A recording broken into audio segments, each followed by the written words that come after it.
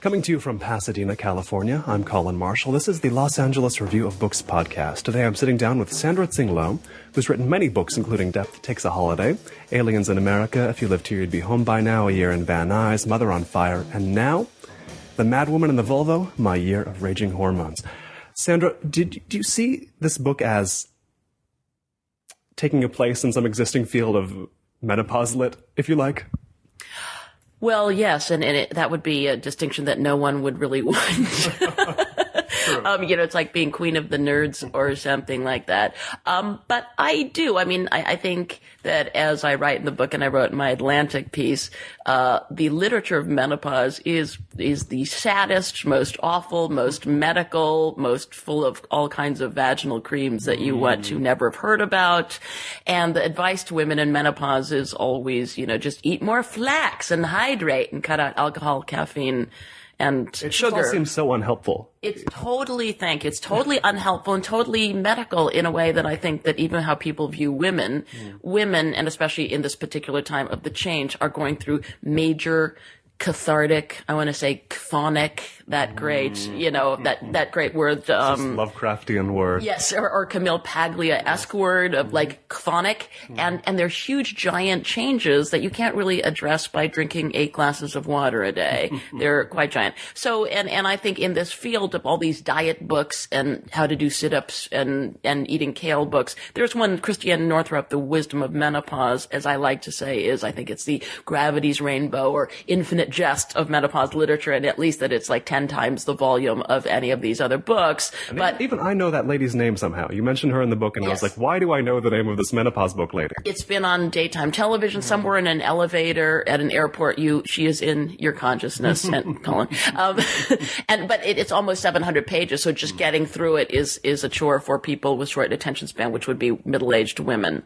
So I like to think of this book as more. I think I never wanted to write a menopause book. I didn't want to be the champion of menopause, but my Atlantic editor, Ben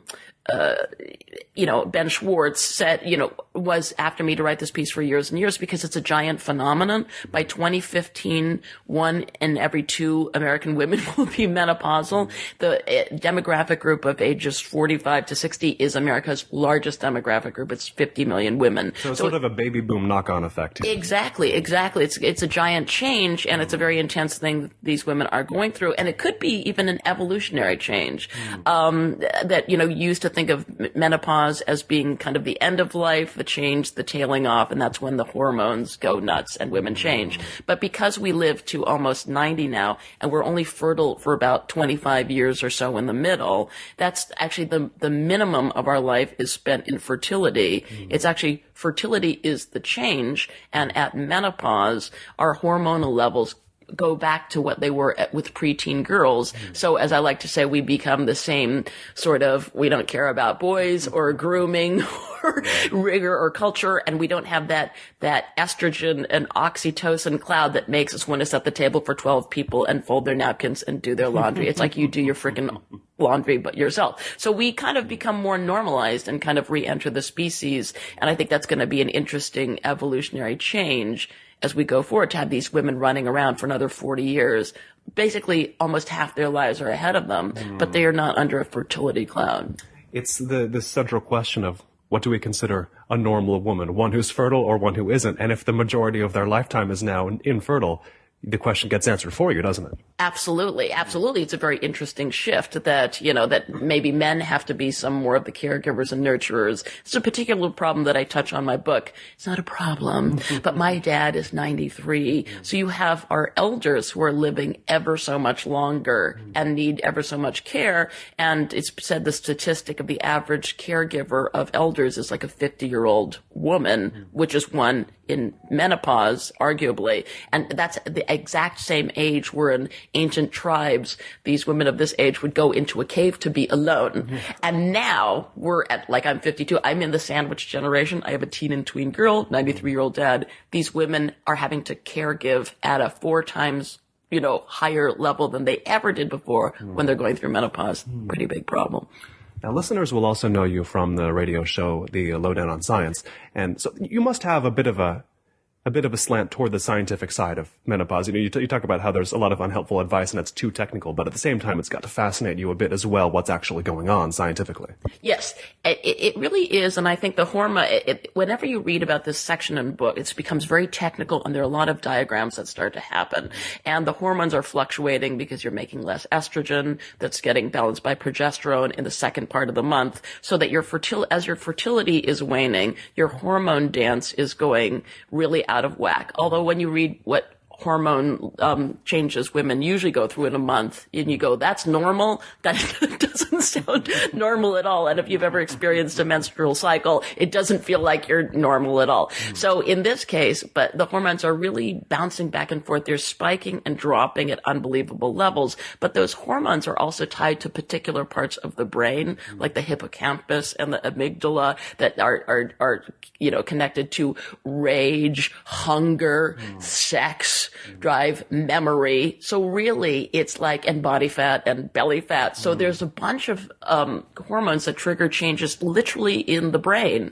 And that you can, in this particular time, sometimes there's this experience of long repressed memories that come up from the past, because, evolutionarily, it's thought that women who are fertile and are making babies, it's not useful for these women to harbor grudges or to be angry or to remember injustices that were done against them. But as that fertility cloud starts to wear off, all this stuff may erupt from the past that's triggered to brain and memory. And you can just feel like you're going nuts. You're suddenly remembering things intensely from a long period of time ago that you went through. And the emotional wounds of the past are coming up. It's also said at this point of time, at this point of life, at about 50, for both men and women, it's said that all the buried past memories that you've had and hurts and grudges that you've repressed, now you have to start to deal with them. Here we go. Or parts of your body are going to start to fall apart. Your body can only go to age 50 and carry all this repressed stuff. Your childhood hurts, your family dysfunction, and et cetera. And at 50, if you don't start dealing with it, it's going to, your body is going to start to break down. One other thing that is said in this particular time, based on, and I think that in this particular time of life, it's so mad, midlife, that you must believe everything, read everything, take anything that makes sense to you. It's also said that at 40, the Kundalini begins to rise up the spine, Kundalini rising.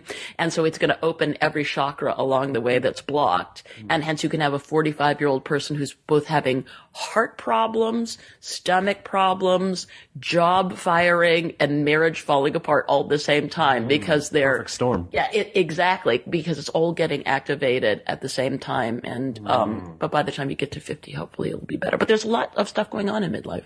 I feel like what a man gets taught about this kind of thing, about women in general, once a month for a while, they are crazy, and then they're crazy when that stops. And that's the end of the detail, essentially. And the addendum is, don't bother trying to understand it. In fact, it's worse if you do try to understand it. That doesn't seem very helpful to teach men. Do you think about all this, about all the stuff you've just said? I mean, it reminds me of the classic piece of advice through the generations about women to men. They don't want you to actually solve their problems when they talk about their problems.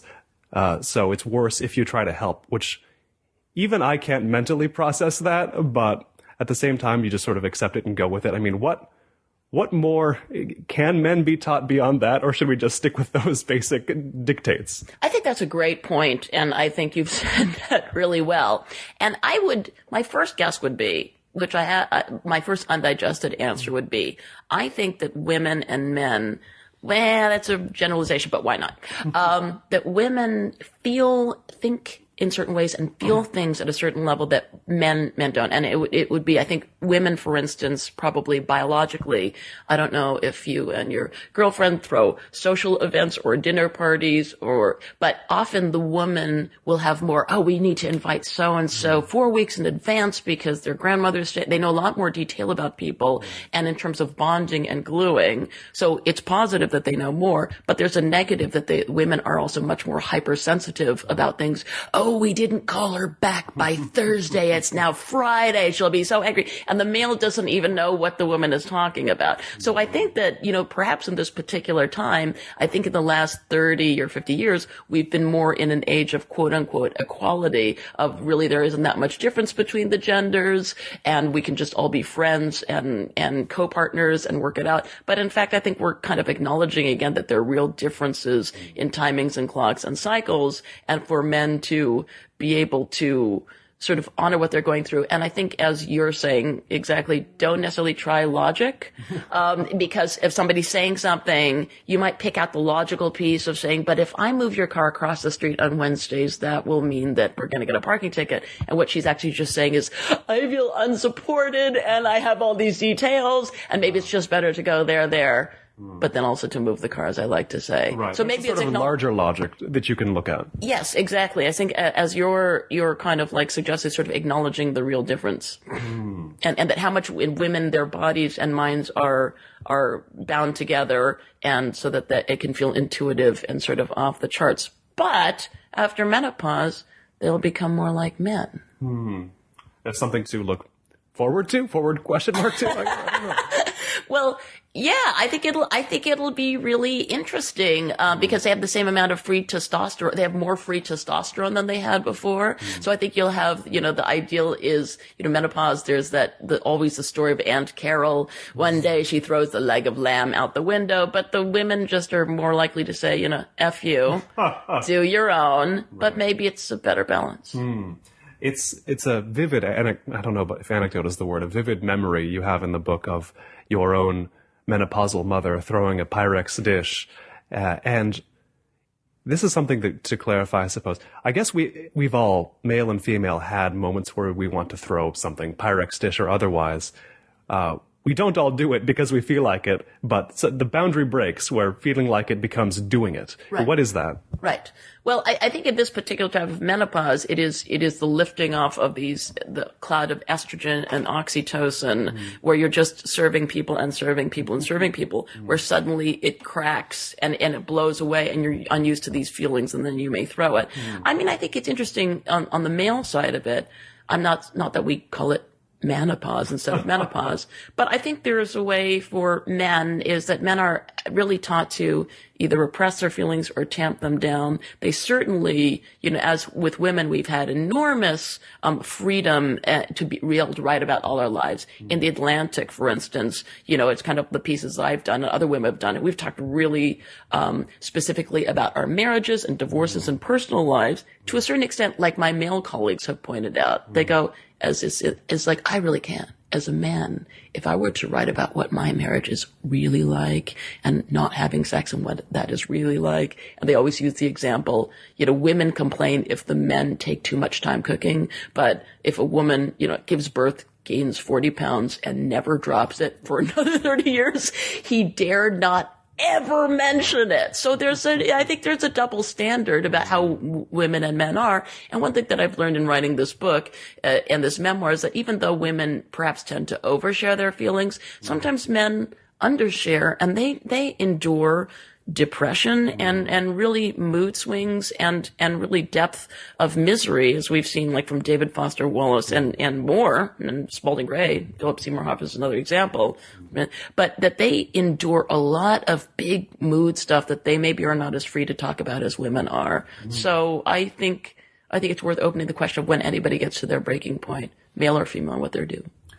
Now, speaking of sharing the details of one's life, you do quite a bit of that in the book. Yes. And tell me, what was the process of getting to the point where you could write a book this revealing about all the things that you went through, all the things that happened to you, all the things that went wrong, or even the sort of ways you could be positive about it all?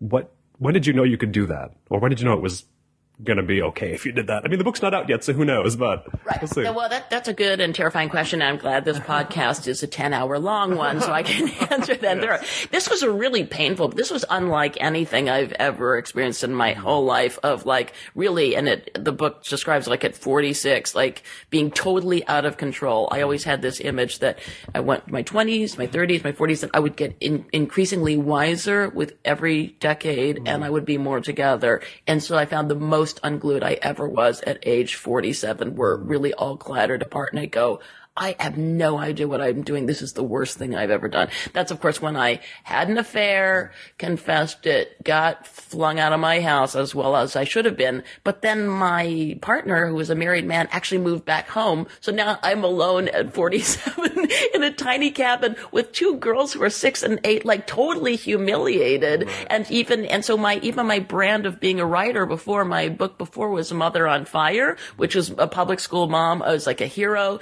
And now it's kind of like, well, you're just an adulteress that you don't know what you're doing, and you're old and you're turning 50. So this is pretty bad. So, and I realized actually when all of this was happening, it was extremely traumatic. It was a time of my life where it's kind of like, it's like, oh my God, it's like drinking wine and not eating and taking Ambien and sleeping in my arm. And then my right side became paralyzed. I mean, it was really, as Chelsea Handler would call it, a hot mess.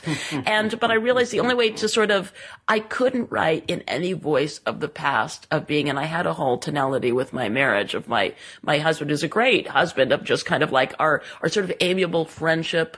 There's a scene in Mother on Fire where we're at, I think it's Nat's Early Bite, and we go to breakfast in the morning and we're both so happy to be reading different sections of the paper. And we both love it. And like, thank God we love the crossword, and really being comfortable in that place, to having all of the old voice exploded. So I had to just start sort of writing from a new place. So the first piece was the Atlantic piece a couple years ago, The Case Against Marriage, about my marriage breaking up. But then this was an interesting journey because I actually tried to write this book from the point of view of, I'm just another suburban housewife like you with kids, and I'm having these freeway meltdown flashes. And then only on like the very last page of the book do I mention that the man that I'm with, oh yeah, we went to Burning Man and had an affair. But you don't want to know more about that in one paragraph at the end. And so my editor, who, Jill Bielowski, who had never read any of my stuff before. So there's a great experience about being in midlife and mid-career and having an editor who's totally new to your stuff.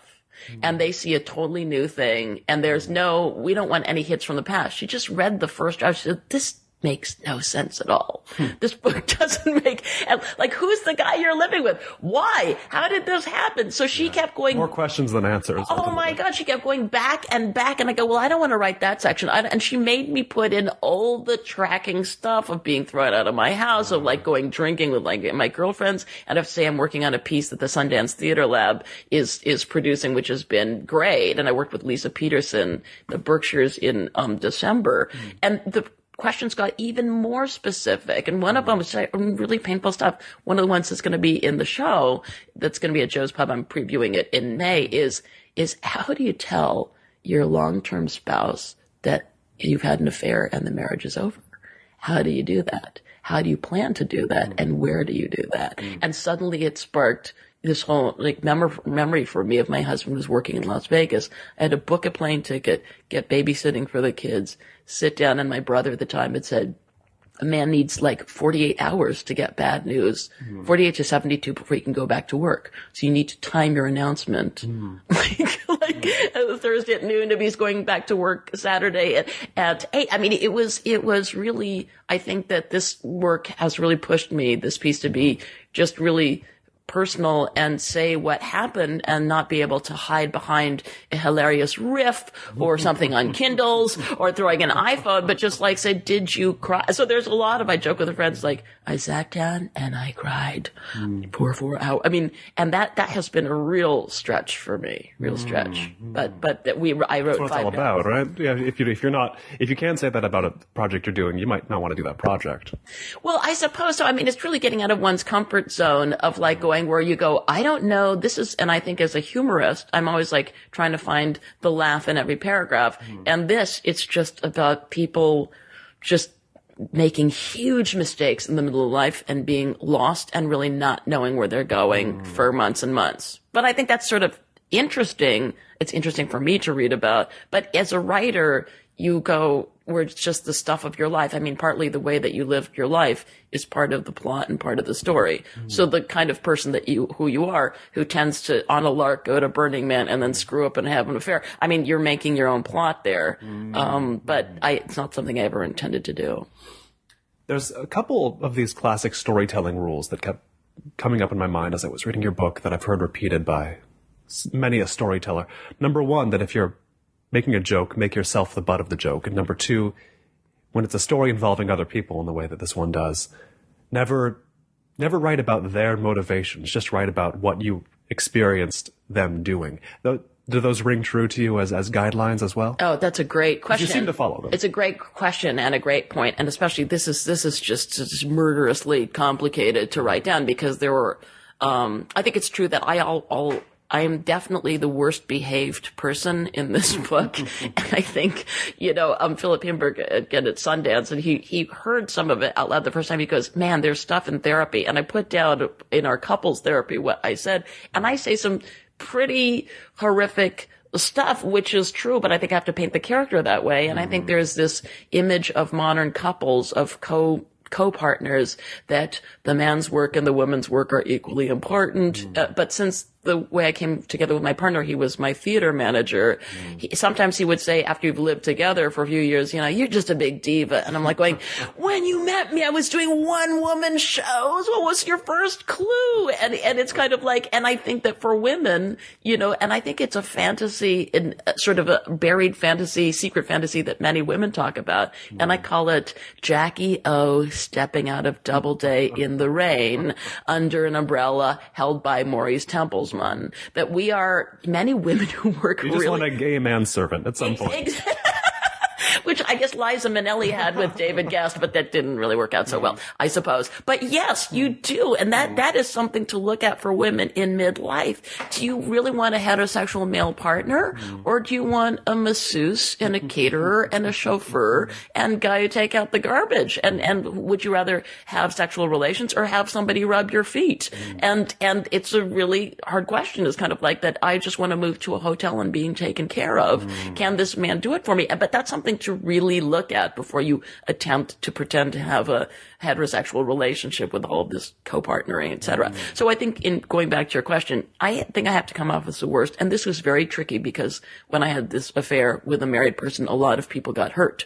And there were people who didn't choose to be part of this story and wouldn't choose to continue to be part of this story. And it's kind of the wreckage that occurred. So and there's always, we call these, autobiographical fiction or memoir. So that, as always, the details, the essence and the emotion of what was true is in there, but some of the specific details of naming who was there, I don't think that you can do that as a memoirist. It's already, off the charts of what I'm even writing about this thing, but I don't think that you can start to assign blame to people or look at their motivation, as you're saying. To what extent can you do the sort of names have been changed, people have been conflated into single characters, that sort of thing? We're in America, I think more than anywhere else, we're pretty pious about memoir and being, well, you have to be exactly true as much as possible. Like, I'm being sold the truth, and so you have to be. Maybe you can change names, okay? Maybe you can combine some people, but how much did you feel like you could do as far as not fictionalization, but putting some distance, I guess, between your actual life and what you write down here? Oh, that's another good question. And it's been tricky because in this particular case, because of, if you Google my name, the first Google search is Sandra Tsing Loh affair. Sandra Tsing Loh. That window that comes down. Divorce, as my daughter learned in sixth grade, where they go, hey, we're in Studio City. Let's Google our parents. Whoops. So it is this period, for better or for worse. It's not like my affair was everyone's affair, but it's kind of like when it first happened among my set of educated middle-class women, because we are among this tribe, the rates of divorce are as low as they were in the 1950s of these sort of educated middle to upper income couples. And people stay together because of the fragility of the children, of kind of like, well, then Nate or Dylan will, with his ADHD, if we get divorced, then it'll really upset the children in their track of going to, because kids love living with a zombie marriage in a house. Apparently, supposedly they do. They prefer that to happy divorced parents. But anyway. I don't know. Yes. Anyway. Well, yes, that's another for the next 10-hour podcast. So that people, because sort of my divorce became everyone's divorce and I experienced, as I said, the whole Harriet Tubman Underground Railroad of quietly, unhappily married moms coming to me and saying, what is this about? How do you do this? Because it was kind of unheard of among the people who knew us. It was like watching people jump in flames from the sky or a car crash of two long-term married people in stable households with great children. How that they would choose some kind of a wacky adolescent passion over the stability of their incomes and families just is unheard of. It was just like they're asking Evel Knievel what it felt like to not reach the end of Snake River Canyon when he jumped over it. Exactly. It's kind of unheard of. And people are curious of what are the dynamics that's happened since then. Not being the Pied Piper of this, I saw all these marriages fall apart shortly thereafter. And it was a lot of public school activist moms who were camping. And then within 3 years, everybody's marriages after 20 years blew up. So I think because people wanted to know exactly how this happened, the timings are correct in terms of 4 months and 4 months, because people really want to know what the timing was and what occurred there. So the basic logistics of what happened are accurate. And I think So it's actually accurate. I don't sort of name the other parties, and I have Mr. X and Mr. Y in this book because my ex-husband, long suffering. Oh, Mr. X, because he's my ex, right. It's kind of like there's no names. I mean, there's no names mentioned. And to a certain extent, I think that in this book, like Mr. X, my ex, he's always been sort of a hero, not a hero in my books because he survived being married to me, but he doesn't do anything that's not noble. He's a pretty sensible, noble, decent guy who, as soon as this whole blew up, his first moves were to start college funds on his daughters and get life insurance. I mean, he's so protective of his daughters. He's really a, salt of the earth guy. So I think with that, and Mr. Y goes through he gets the most scrutiny because we live together. But and he's finally read the book. I've had the fortune of being partnered with heterosexual men who aren't huge. I got to read every draft. They kind of would like, and that's the beauty. That's why I love straight men. It's kind of like, the manuscript is sitting there, go, maybe I'll read it, or maybe I'll read the newspaper and have a beer, or go fishing. I can do any of these things, potentially. These are all options. Right. They're not even gay men or gossipy women. They're straight men. That's why I love them. And you say you're the worst behaved character in this book, but I feel like, and I've been reading your books a while, and I'll bring out the first one. I actually own a couple copies of this book, but I couldn't find them, so I had to go to our friendly downtown library. Amazing. Death Takes a Holiday. In this book, you also are pretty hard on yourself, not for the same things, but I feel like you're writing a lot about your own laziness in that book. Yes. So do you always pick a quality you hate about yourself and kind of go with that? Yeah, but I think that's the essence of sort of comedic or humorous writings. You have, it's basically there's the Jack Benny character that lives within all of us, and sometimes when talking about my own cheapness, I am actually channeling how he used to talk about his own cheapness. So there's definitely several humorous traits that monologists or characters do that are always the funny ones. You always want to be somebody who overeats, or the Bridget Jones's Diary. You always want to swear that you're on a diet but collapse by the afternoon. You want to be penny pinching. You want to try to make really good purchases and then make the worst purchase, the most exorbitant purchase. You want to be a procrastinator is always funny. So I think there's certain kind of, not like commedia dell'arte, but there's certain kind of humorous tropes that monologists use to write. Some people can be, Woody Allen did hypochondria. I don't have that one at all. Yeah, I tend to be taken anyway. Yeah. Right. The junkyard dog who eats everything, and I actually don't really get sick very much. So, but I think these are Woody Allen over worries. So these are standard things that we take on. And I can be extremely lazy. Everyone can. I read this book. I read Madwoman and the Volvo, and then right after I reread Death Takes a Holiday. It was fascinating to put those two books side by side, especially with the near 20-year space between them, 18 years or so. But tell me, this cover image of you sitting in front of Cupid's hot dogs, you dress differently, you look the same. What do you think of the Sandra Tsing Loh here in this photo for this book at this time in this place? Yeah, I see somebody who was, I'm in black. I'm affecting sort of a rock and roll affect. I remember those shoes. One that I wouldn't affect now so much because I think now that I'm 52, it's kind of like I spend so far and far less attention to my outside appearance, it's kind of frightening. As you see when I'm sitting here in my sandals, I think at this particular time, I think of somebody who was still, I think, new to KCRW, of like going, this is great. I am groovy. It's kind of KCRW. I think even had a poster, and I was photographed at LAX in black. And it's kind of like, I remember those early days of like, I got it going on.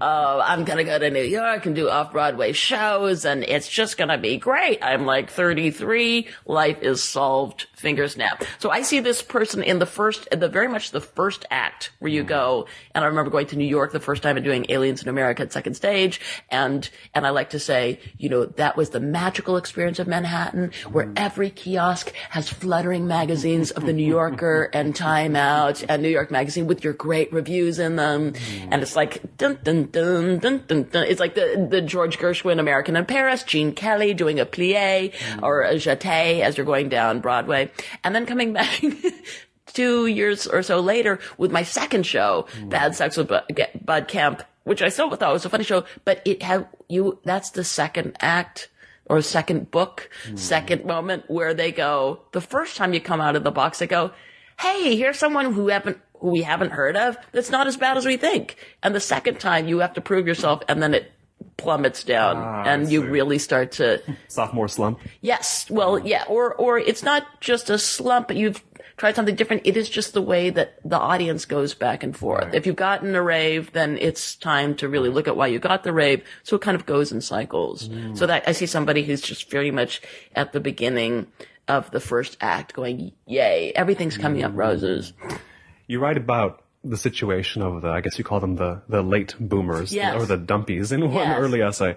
And it's funny because you talk about Volvos fairly soon in the book, and I was, oh, hey, Volvo, there's a resonance with the new book. And you talk about IKEA furniture, a Lack coffee table. Well, I actually was reading this sitting at a Lack coffee table myself. This is 20 years later, and I'm 30 this year, so I'm around the same age of the people you were writing about in the 90s. And I don't know how much the situation has changed generationally, because there's this sort of comparison to the baby boomers you have going on with the late boomers, like, oh, why don't we have as much as them? In fact, we were pointing out your copy of Douglas Copeland's Generation X, very much about that. Like, we are the first generation to have a lower standard of living than our parents. Oh my God, what do we do? And there was that. I feel like people my age, I don't even know what to call us, are the same. We're in the same boat financially, and we're sort of maybe even more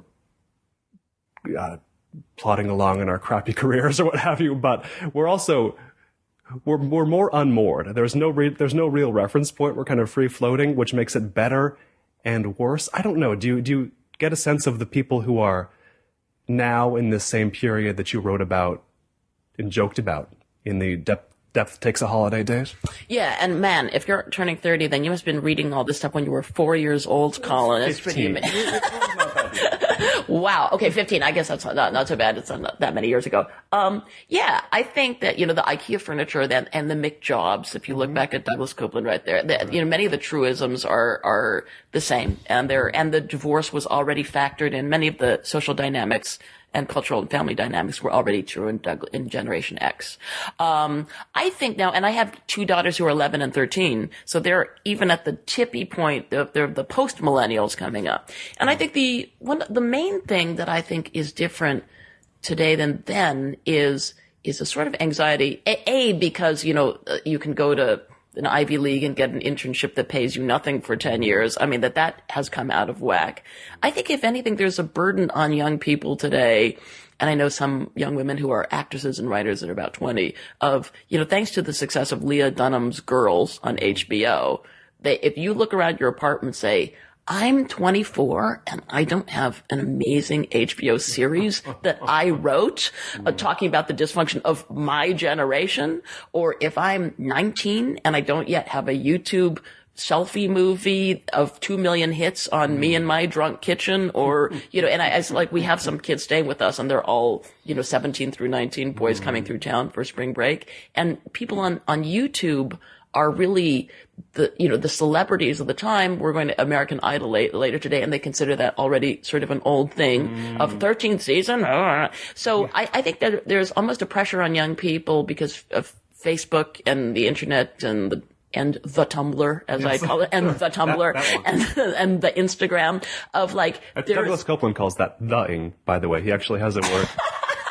Well, he would, yeah, the-ing, that's hilarious. It's kind of like seems to be ever so much potential, but maybe not. And it is a little thing, and I think that it kind of gets everybody in this time. If you put up a YouTube movie of yourself, it should overnight get 1 million hits.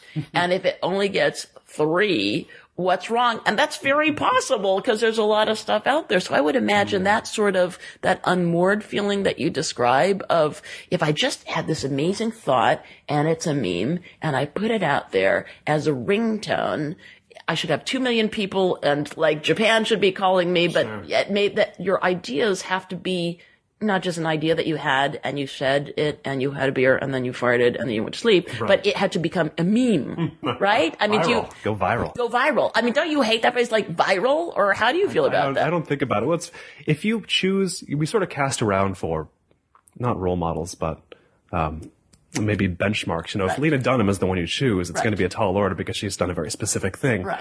A lot of us have just sort of been like, well, all I have to go by is myself. We're essentially at sea, you know, like open sea. It's like, well, I can go any direction. I don't really know what's in any of them or where I'm supposed to go.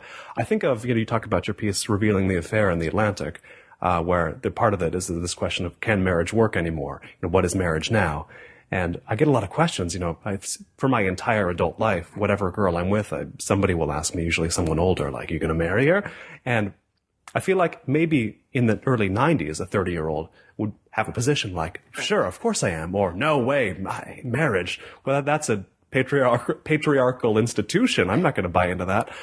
Now it's sort of like, I don't even know what the question means. It's sort of like they might as well be speaking Old Norse, like, what is that? I don't even know what would be a plus or the minus of that. I know it's a thing, but how do I even, I don't know. A lot of the sort of planks of adulthood got taken away somehow where I'm not sure even how to respond to them. Not like, man, marriage, forget it.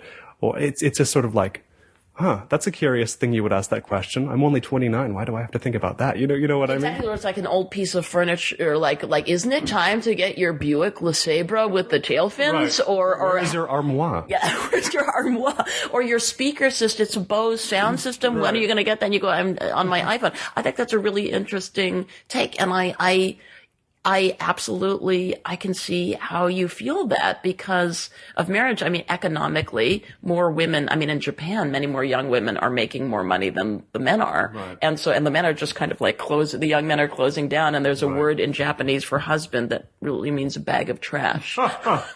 So I think there's a real imbalance between what the genders are doing now. And I think some of the complexity comes from what women want or what they think they want.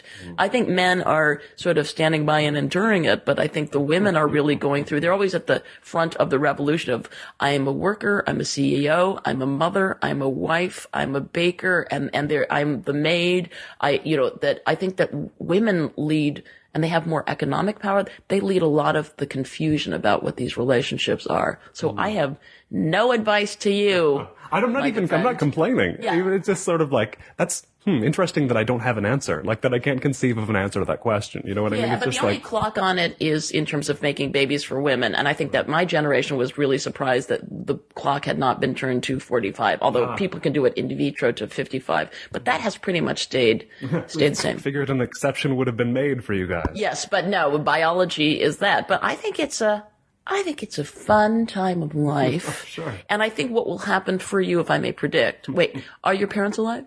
Yes, they are alive. So that in that moment in the future, and by nature, they will die before you will, which they only have. I think that once one parent goes, it makes the story different. It makes the context different when you start thinking about the future. That's what happened for me, that I was living together with my then partner for 7 years, and we weren't married, and we were starting to buy our second house together, and then my mother died, and I go, because I never really believed in the idea of marriage then. I thought maybe a commitment ceremony. I didn't know why I was getting married. I was very ambivalent about it at the time. But then when my mother popped off, then you go, what are we going to do? Who are we? What am I fighting against? But I was like about 34 at that point, a few years more than you. Yes. Yeah.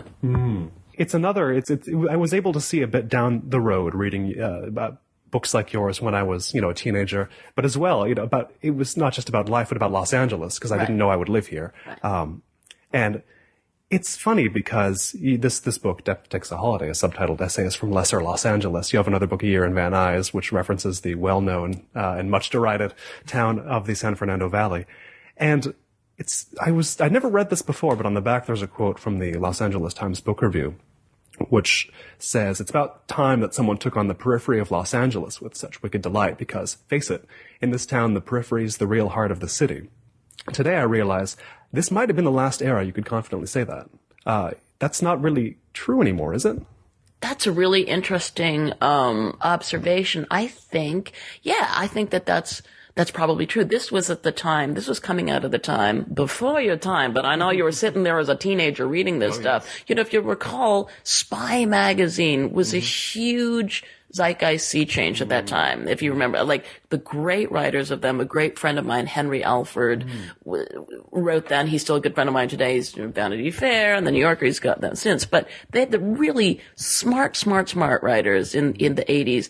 Writing for Spy that was really taking on celebrity culture. There was a cover, Ivana Rama, if you remember it, of her big face and the way that they would play satirically with a lot of the celebrity stuff at the time. That was sort of the last time that celebrities ruled the earth, right?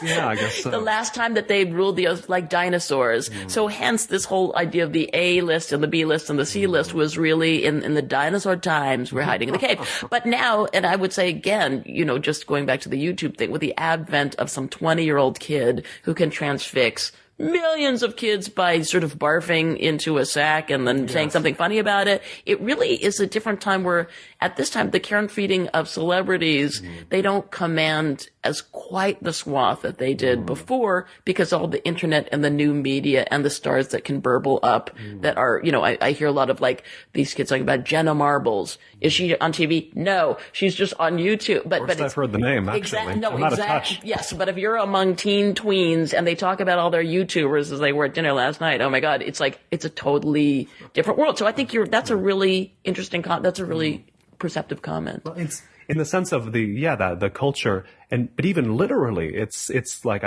when I moved to Los Angeles, I didn't have to come here. It was just because the city itself fascinated me.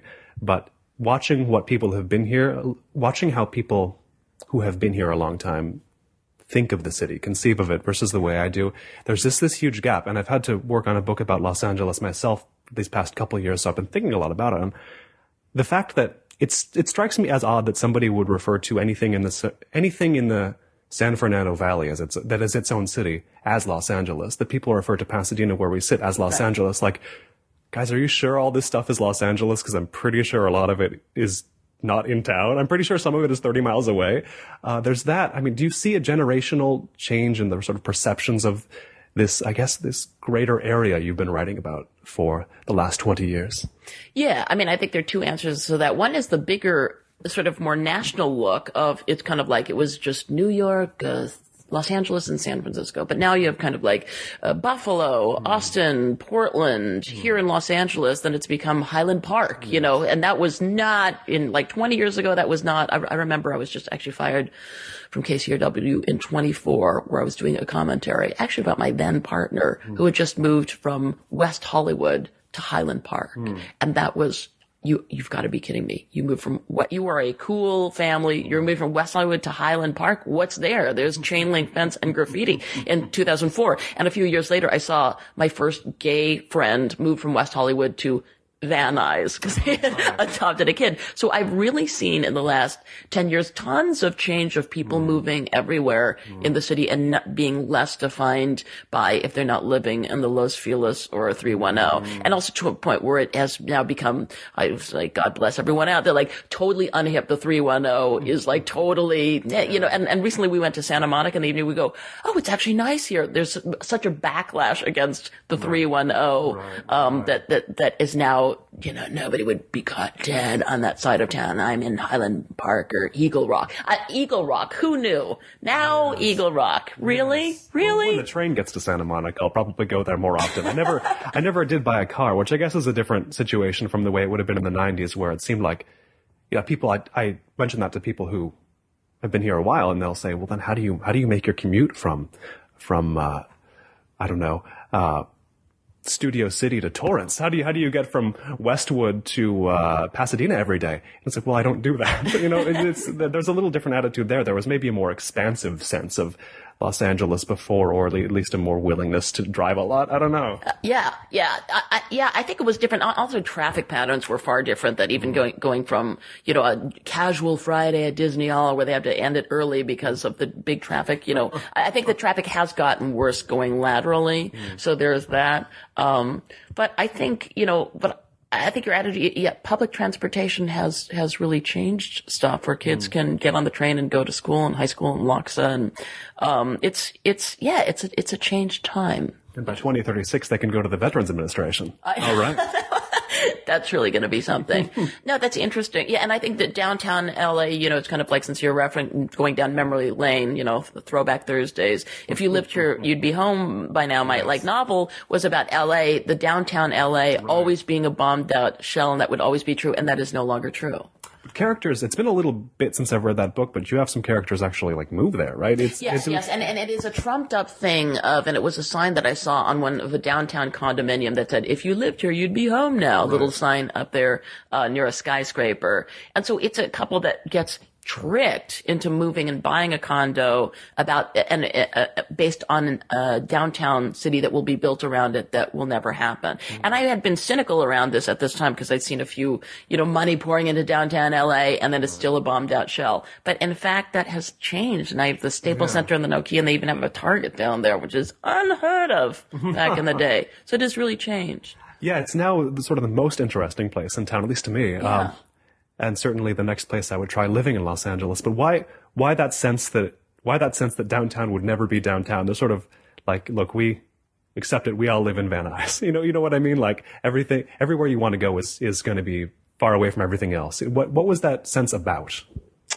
You know what? It was a different time, and it was at that point, I would say, if I'm really going to think back, real estate prices were really unaffordable at the time. No one could buy a house. And, if you're really... In the 1990s. The interest rates in the Reagan years, they were like 12, and since we're getting down to brass tacks, but as my book shows, I love refinancing. It's about mortgage interest rates are a passion of mine.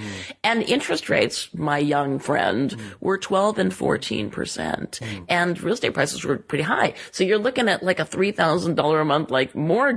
It's crazy. So it was really where people, if they moved to the Valley, and since I married a musician, what's the quickest way to get to the Valley? Marry a musician.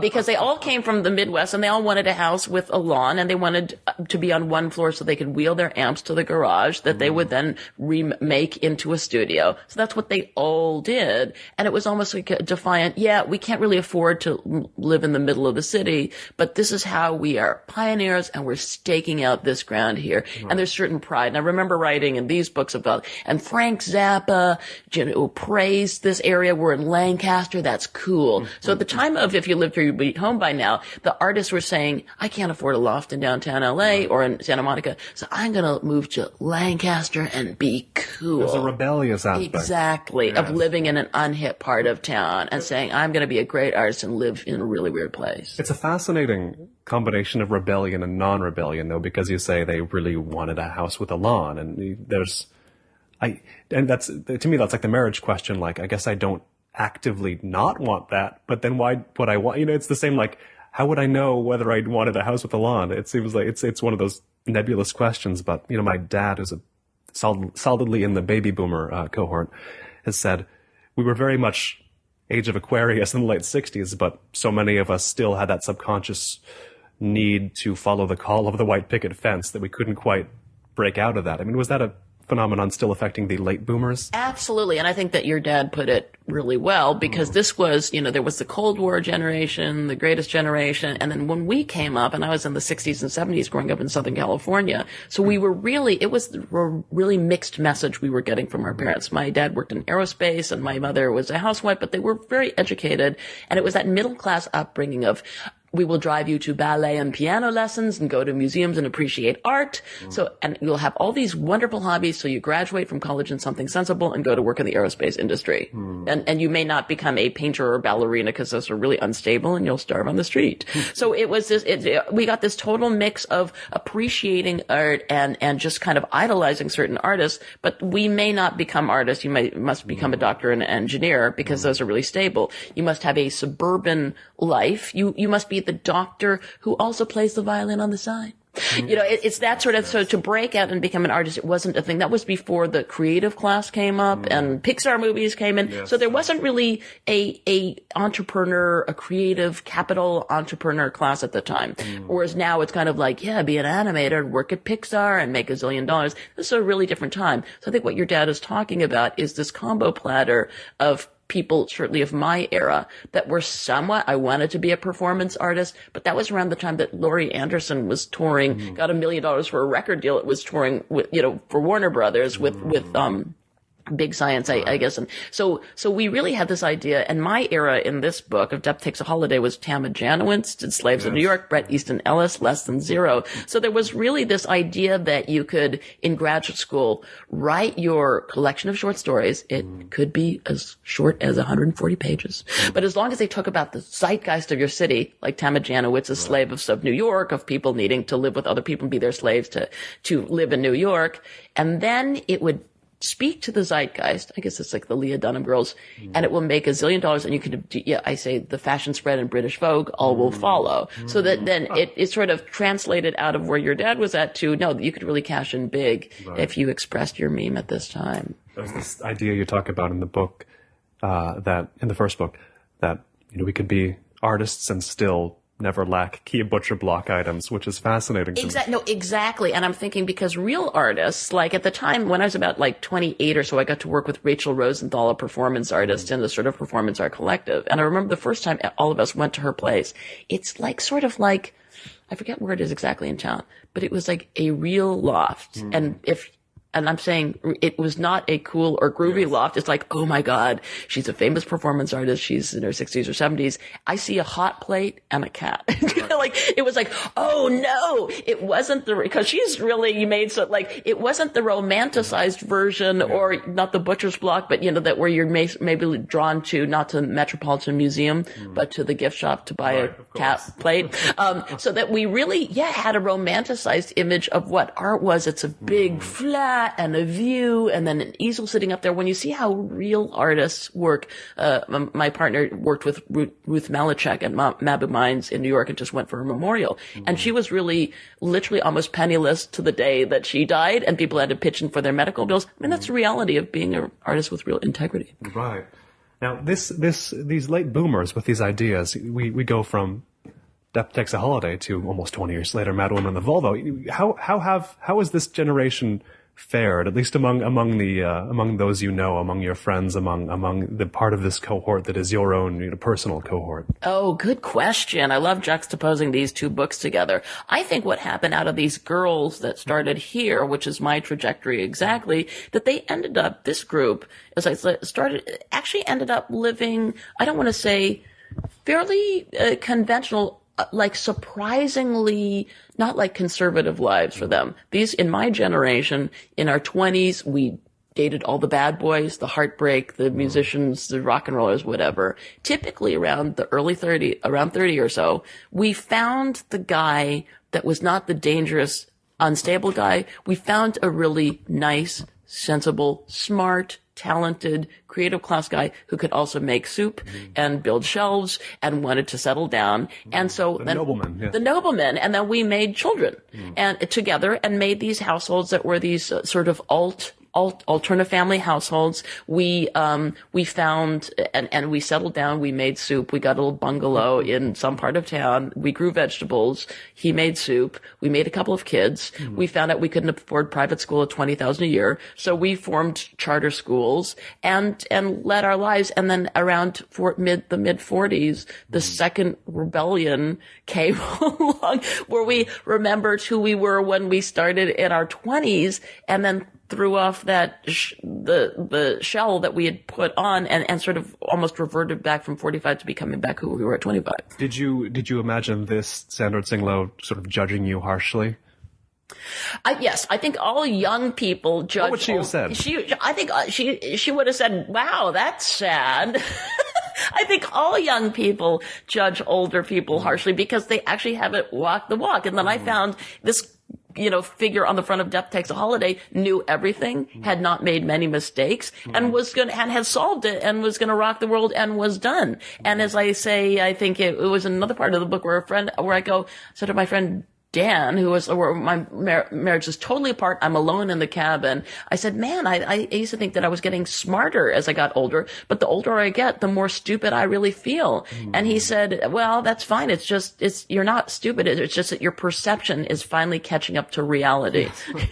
That you realize you don't know if you haven't walked in people, I think younger people, especially if they're bright and talented, don't actually have real empathy and real sympathy until they gain another 20 years and see their own dreams become unglued. Although they say that it's good to have more confidence when you're young because you need that confidence evolutionarily to barrel through and say, yeah, I'm going to take town by the storm. I think 30-year-olds today might have less confidence than 30-year-olds of the early 90s. I think we've gone from, I don't want to extrapolate too far from my own experience. It might not generalize, but I hear people talk about how they knew everything. It's a very common thing to say. I thought I knew everything when I was 30, 20, 15, what have you. But that sounds like more confidence than I've ever been able to summon. I think maybe people around 30 now are sort of like, they've gone from I know everything to I guess nothing is knowable. So, it's getting into the realms of Beckett, I think, at this point. But do you think that sounds like a lateral move? I don't know if it's better to consider yourself as knowing everything or to consider nobody as knowing anything. So just hold on. You know what I mean? Yeah, I mean, that's an interesting point. And I don't know how it translates for you in terms of education, because we do have higher education now. And I don't know what kind of frame you come out of with that, where higher education is really ridiculously expensive. There's a lot of specialization. I mean, I taught in the MPW writing, master professor writing at USC for a while in terms of what our young people have to learn. And I think that career paths are really sort of all over the place. I think in my day, there still was an image of a book author that if you had somebody publish a book of yours, then you go, huzzah, I'm a made author. They will fly me to New York and throw me a reading in a mahogany paneled room and all will be well. Sort of today, I can tell you where it is from where I sit, and it'll translate for you. Today, it's like, as soon as you get a book contract, it's like you go, oh my God, they make you start a Twitter feed, even if you're 80.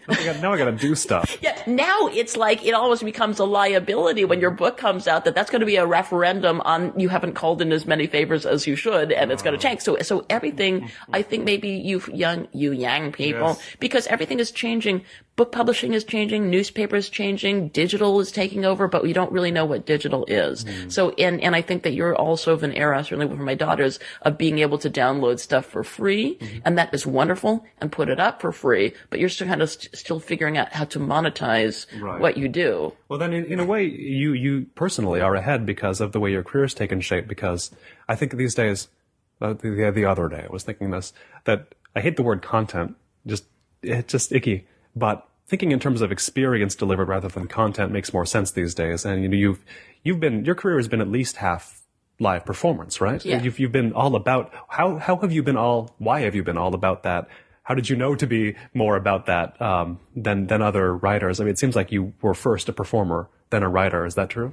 Yeah. And well, I think there is two things I want to say to that. One is at my age, middle-aged people, often we think how lucky we were that our careers started in the 80s, because where people really did get paid for stuff. And now we're of an era where, although we're old and ancient, we are of a cultural group. We came up in a culture where people were used to paying for things. So our peers, and in theater, when you get to your Elaine Stritch years, you're good because like old Jews will pay to go to the theater. They're used to that. That's what they do. So that there's real economy going along with that. Where young people in the YouTube generation, there isn't that much money going back and forth.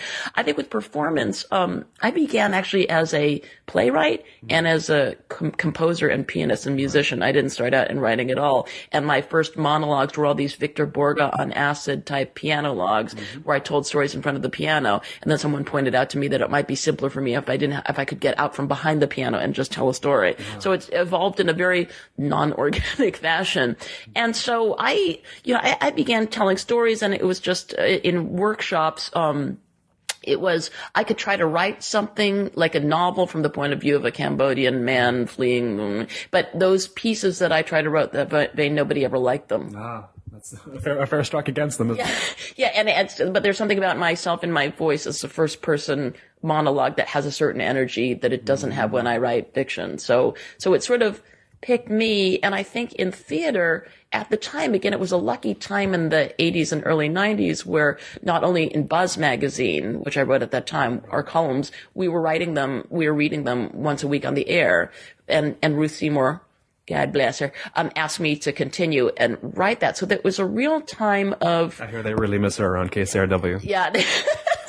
Well, that's another 10-hour-long podcast. But that really was an era. It was a more genteel era. Can you imagine where it's kind of like, you're in a magazine. Take your horseless carriage over to KCRW and read it on the air for as many as like 4 to 6 minutes at a time. That's unheard of. Now it has to be 2.5 minutes and you're reading off the page. And then it was a much more genteel time where you don't have to be blogging and twittering and tweeting and tumbling. And I mean, where people were paying much more attention to the word. And that was also the beginning of the rise of This American Life and shows like that really changed, public radio in the last 15 years where the story and the word was really valued. So it was kind of a golden time to come up, and you could do both. I suppose there are some people a little bit older than me who feel like the rug has been pulled out from under them. I don't feel that way so much, but, I think of, despite the difference in our ages, we both remember the time before the modern internet. So like that came around, but your daughters, I don't think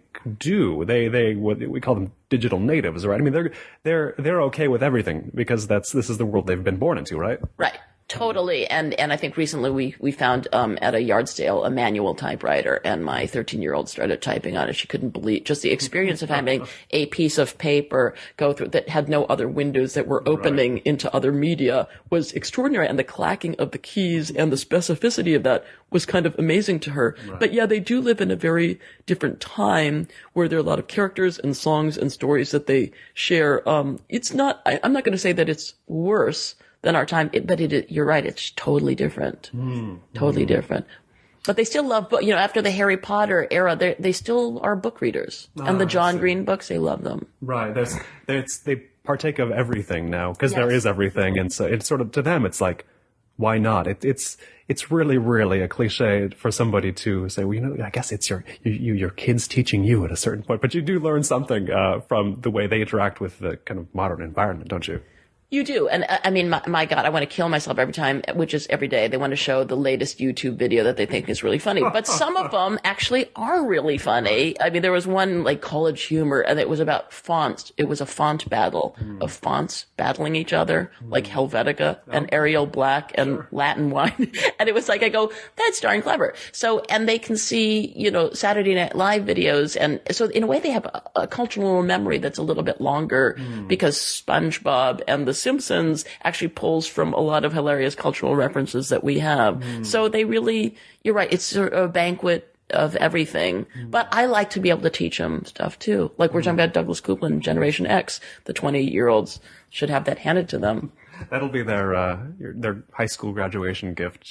Copies of Generation X. Yeah, Here you go. So they can know, what it's been written about before. And here's great things that before blogging, because some blogging is not that creative and not that good. And so the voice of an essayist, people have been writing Fran Lebowitz, Coupland, but people have been writing really beautifully turned essays, and they can look back at that and learn some craft. So I think we can just reintroduce the classics that they may not see on YouTube.